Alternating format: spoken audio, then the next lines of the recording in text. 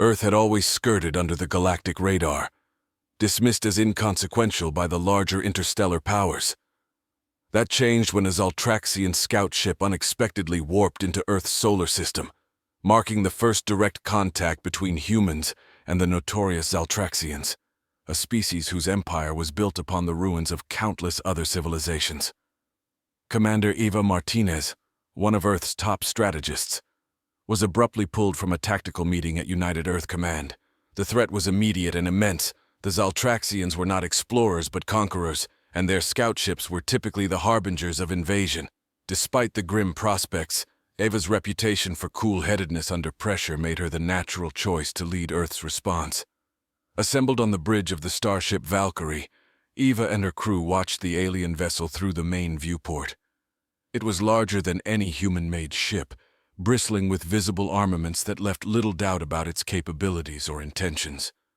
The Valkyrie, by contrast, was a relic of Earth's fledgling attempts at interstellar travel, upgraded with experimental technology but untested in actual combat. The mood among the crew was a mix of tension and grim determination. They were under no illusions about the disparity in power between their ship and the Zaltraxian scout. However, Earth had advantages the Zaltraxians could not have anticipated. Hidden by their perceived insignificance, Earth scientists had developed advanced defensive systems and propulsion technology that could, in theory, level the playing field.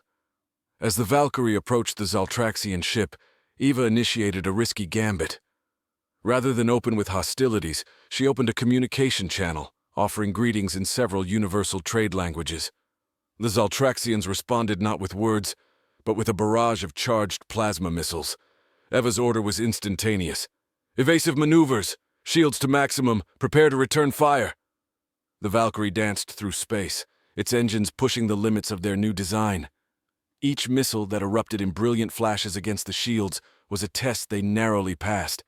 The skirmish was brief but intense, with the Valkyrie leveraging its superior agility to avoid the Zaltraxians' heavier, slower-moving firepower. With a mixture of audacity and precision, Eva maneuvered the Valkyrie within the enemy's defenses, deploying a series of electromagnetic pulses, another untested technology, that disabled the Zaltraxian ship. In the aftermath, as the disabled scout ship floated inertly in space, Eva and her crew were left to contemplate the repercussions of their victory. They had proven Earth could defend itself, but in doing so, they had likely invited the wrath of the Zaltraxian Empire. The victory was a signal, not just to the Zaltraxians, but to all of Earth. The galaxy was vast and dangerous, and humanity was now unavoidably a part of it. As the Valkyrie towed the captured scout ship back to Earth, Eva knew this was just the beginning. They had to prepare for retaliation, for war, for stepping out into the galaxy as a recognized force. The challenges ahead were daunting, but Earth had shown it would not bow down quietly. The journey into the stars, fraught with peril, was now inevitable, and Eva Martinez would lead humanity's charge into the unknown. Still reeling from their unexpected victory, Commander Eva Martinez and the crew of the Valkyrie didn't have long to savor their success. Intelligence reports soon directed them to Sigma-3, a critical junction point near the edge of Zaltraxian-controlled space, where Earth could intercept further scout ships. It was a strategic move to gather more information and, hopefully, to disable more of the enemy's ships before they could report back the coordinates of Earth. As they approached Sigma-3, the Valkyrie's sensors picked up signals from two Zaltraxian scout ships orbiting a small, uncolonized planet. This time, Eva planned not just to fend off an attack, but to strike decisively, testing Earth's offensive capabilities against the feared Empire. The crew was tense, knowing that each encounter with the Zaltraxians brought them closer to a full-scale invasion of their home planet. Eva's strategy was bold. Instead of a direct attack, she ordered the Valkyrie to mimic standard meteoritic debris movements to mask their approach. The crew watched breathlessly as their ship drifted silently towards the Zaltraxian scouts, blending into the cosmic ballet of space dust and asteroid fragments. At the optimal moment, the Valkyrie burst to life, its engines flaring as it broke from the debris field and launched a barrage of newly developed torpedoes, designed to disrupt the enemy's shields. The surprise was total. One Zaltraxian ship was crippled immediately, its shields failing under the unexpected and unconventional human weaponry. The other scout managed a distress signal before its communications array was destroyed by a precise follow-up strike. The skirmish shifted quickly into a salvage operation. Eva dispatched boarding parties to the disabled Zaltraxian vessels. The teams, equipped with the latest in combat exosuits, faced little resistance. The Zaltraxians, notorious for their reliance on technology over personal combat readiness, were quickly subdued. Inside the enemy ships, human engineers worked feverishly to extract data and technology.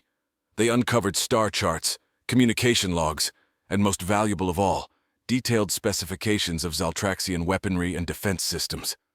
This intelligence was a goldmine for Earth's defensive strategies, giving them a clearer picture of the enemy's operations and potential weaknesses. However, the victory at Sigma 3 was not without its costs. Eva received casualty reports from the boarding parties. Several crew members were injured, and 2 were critical. The reality of war weighed heavily on her as she ordered the Valkyrie to set course back to Earth. These encounters, while successful, highlighted the immense dangers of confronting a galactic superpower. Each skirmish brought new insights and technology, but also came at a steep price. As the Valkyrie journeyed home, the mood among the crew was a complex tapestry of triumph and trepidation. They had achieved more than any had thought possible, disabling 2 enemy scouts and capturing invaluable intelligence. Yet, the distress signal sent by the second scout ship would surely bring reprisals. Eva knew the Zaltraxians would come looking for them, and Earth needed to be ready. The war, it seemed, was just beginning. Following their successful engagement at Sigma 3, the Valkyrie's return to Earth was anything but triumphant. The intelligence gathered was invaluable, but it came with the heavy cost of lives and the looming threat of a Zaltraxian retaliation. As Commander Eva Martinez presented her report to United Earth Command, she emphasized the urgency of preparing for a potential full-scale invasion. Earth's defensive network was rapidly bolstered with new technologies reverse-engineered from the captured Zaltraxian ships, but Eva knew that technology alone wouldn't be enough to withstand what might come next. Realizing the gravity of Earth's situation, Eva proposed reaching out to other species within the galaxy. The Zaltraxians had dominated countless worlds, leaving a trail of subjugated planets and resentful populations. If Earth could forge alliances with these oppressed species, they could build a coalition capable of standing against the Zaltraxian Empire.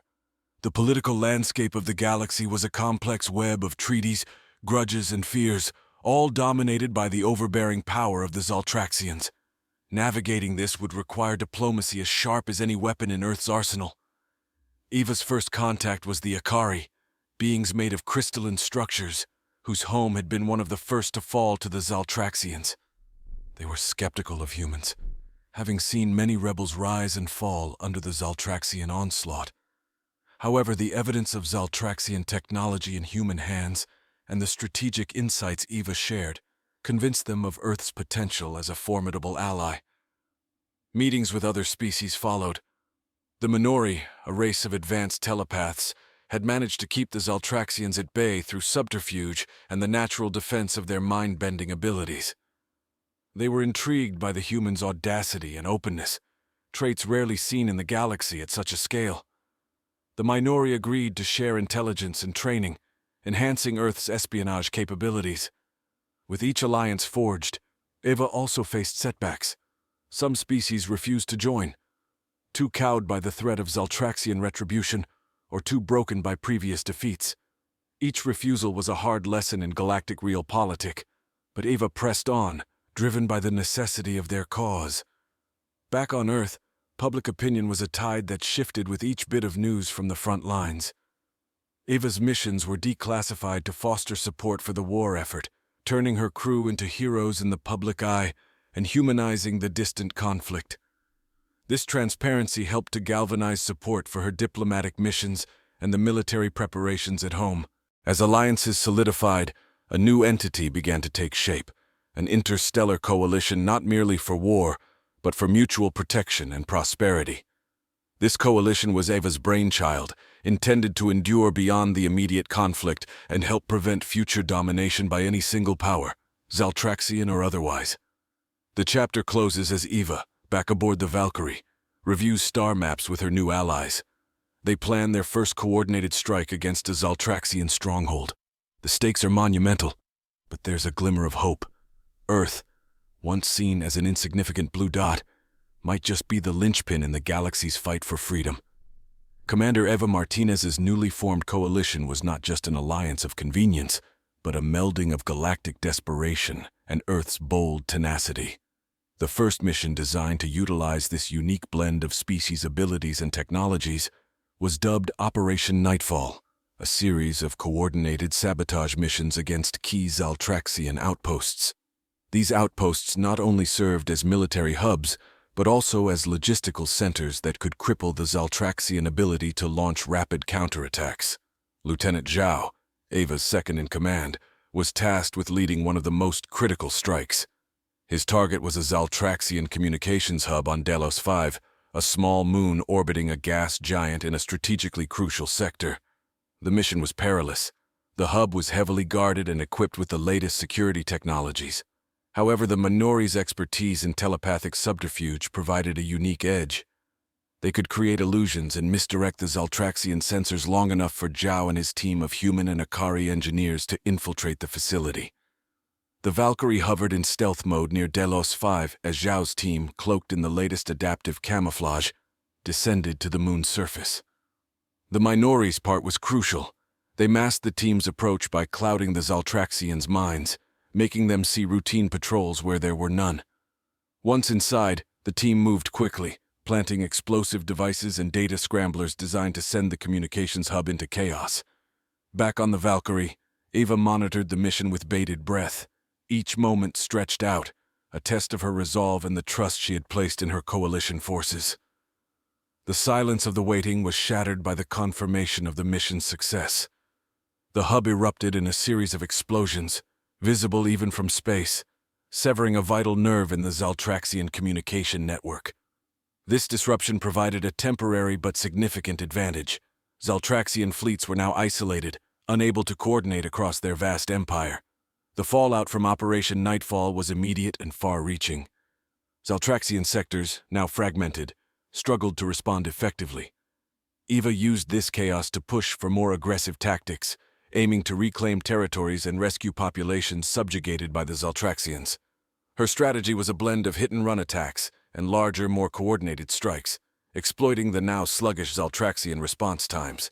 However, the victories came at a cost.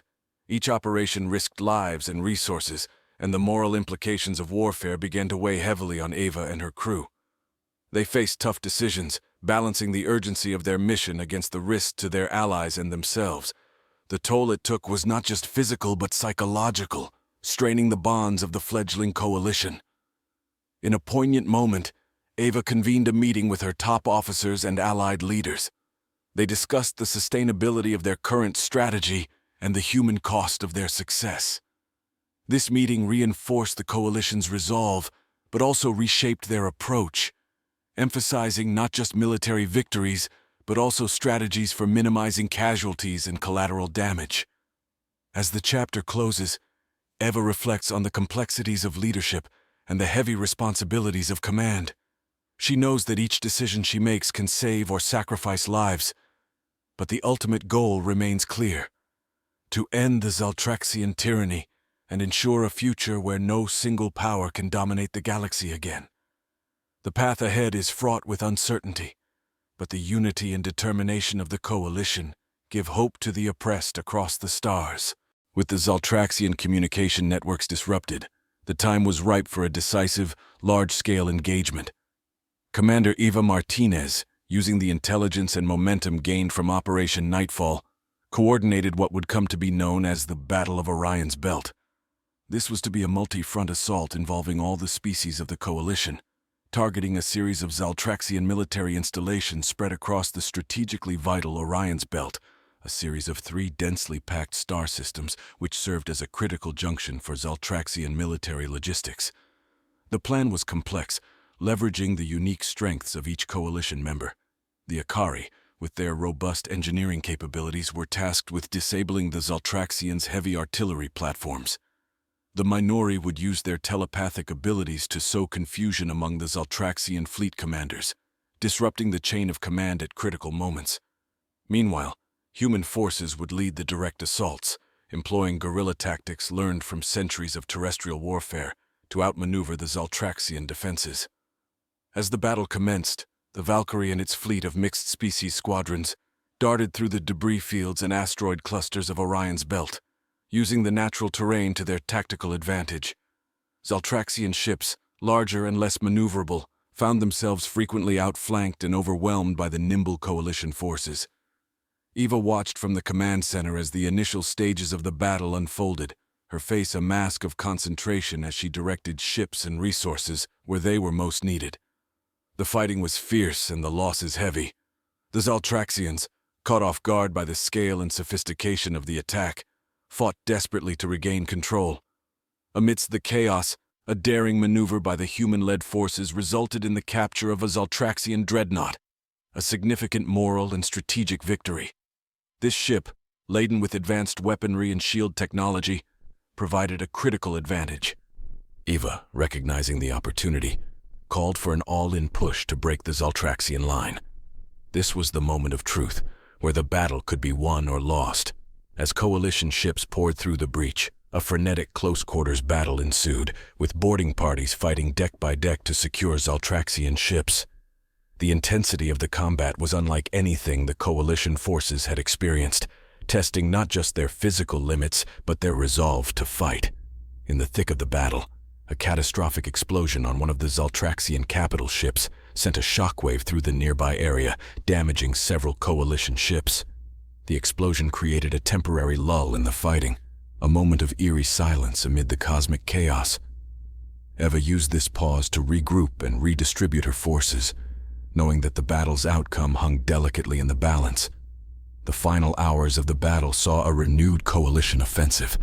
With renewed vigor and a clear advantage, Eva's forces methodically dismantled the remaining Zaltraxian resistance. When the dust settled, the victory was clear but costly. The belt was littered with the remnants of ships from both sides, a stark reminder of the battle's ferocity. In the aftermath, as the coalition forces began rescue and recovery operations, Eva reflected on the cost of their victory. The battle had proven the coalition's ability to coordinate and fight as one, but it had also shown the brutal reality of their struggle. As they mourned their losses, there was also a sense of profound unity among the diverse species, each having shared in the hardship and triumph. This victory at Orion's belt was not just a military success, but a symbolic one, demonstrating that the Zaltraxians were not invincible. It galvanized the coalition, giving them hope and determination for the continued fight for freedom across the galaxy. After the decisive victory at Orion's belt, the morale within the coalition was at an all-time high. Commander Eva Martinez and her allies began to see the possibility of ending the Zaltraxian dominance once and for all. The next objective was clear: the Zaltraxian homeworld itself, a heavily fortified planet at the center of their empire. The plan was to capture the Zaltraxian emperor, effectively decapitating the empire's leadership and hastening its collapse. Eva and her team spent days in strategic meetings, plotting every detail of the assault. It would be their most daring operation yet, involving a direct attack on the Imperial Palace, a sprawling fortress reputed to be impregnable. To succeed, they would need every bit of their newfound tactical advantage and the element of surprise. The human forces, along with their Akari and Minori counterparts, were tasked with the main assault, while other members of the coalition would create diversions along the planet's key military bases. As the coalition fleet approached the Zaltraxian homeworld, they launched a series of feints and skirmishes across the system, drawing the Zaltraxian fleets away from the planet. Meanwhile, Eva led the main strike team in a stealth cruiser, slipping through the enemy's defensive net under the cover of a meteor shower manipulated by the Minori's telepathic powers.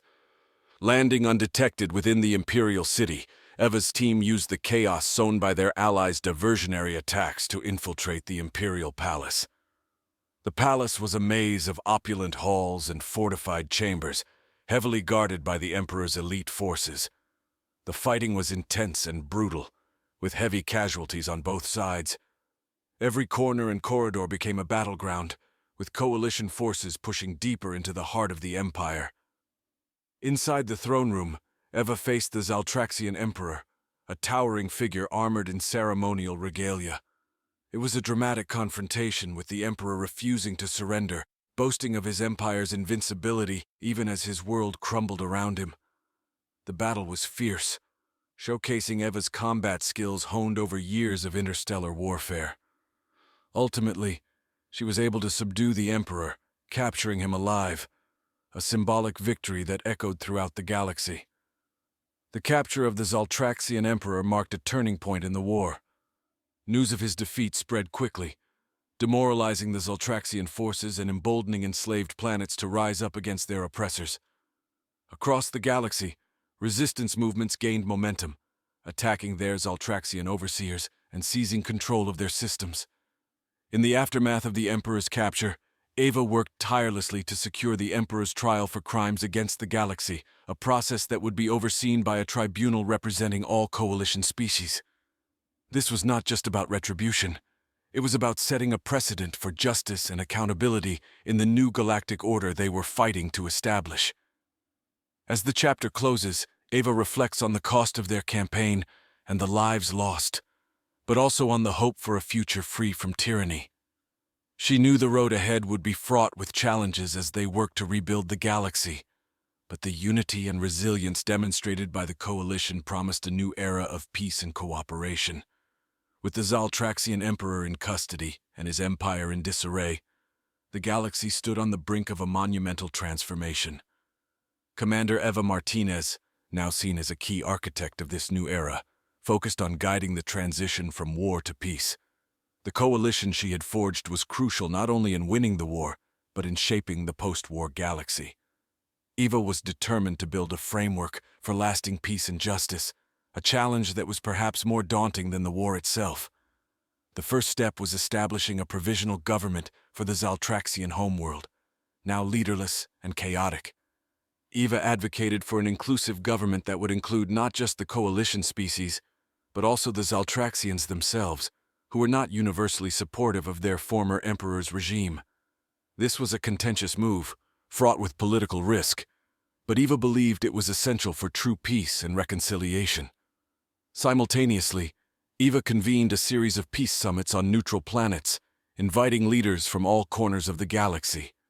These summits were designed to address the war's aftermath, including war crimes trials, reparations, and the disarmament of remaining Zaltraxian military forces. The goal was to create a comprehensive peace treaty that would serve as the foundation for a new galactic federation. One of the most poignant issues was the fate of the worlds enslaved by the Zaltraxians. Many of these planets were left ravaged and impoverished, their populations eager for aid and justice. Eva initiated the Galaxy Rebuild Program, a massive relief effort supported by all coalition members. This program not only aimed to rebuild destroyed infrastructure, but also to foster economic interdependence among the galaxy's diverse species, promoting peace through prosperity. As these efforts unfolded, Eva faced numerous challenges.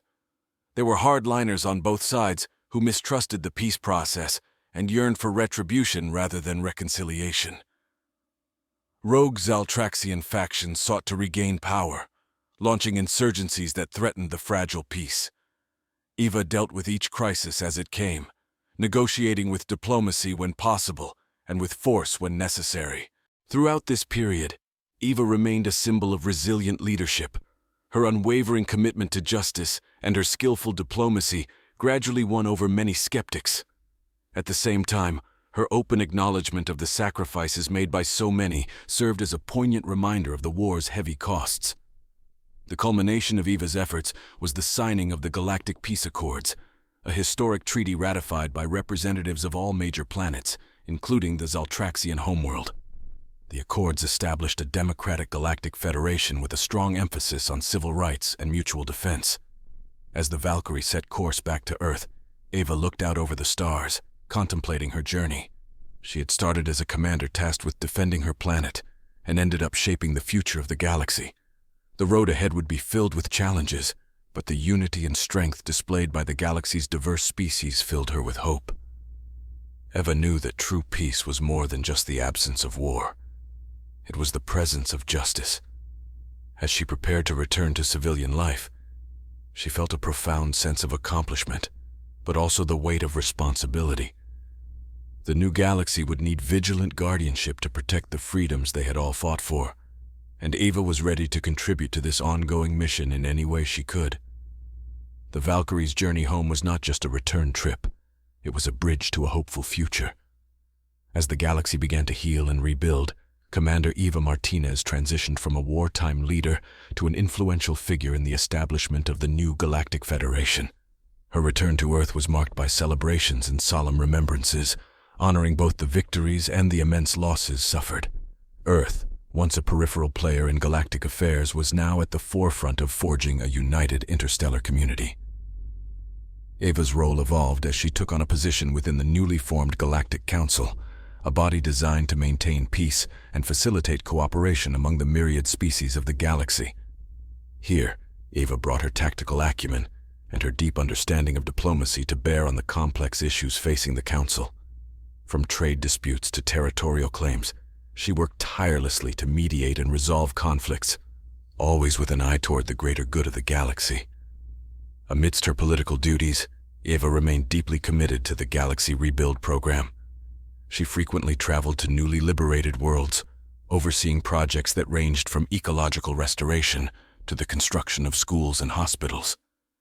Her presence on these worlds was a powerful symbol of the Federation's commitment to recovery and renewal.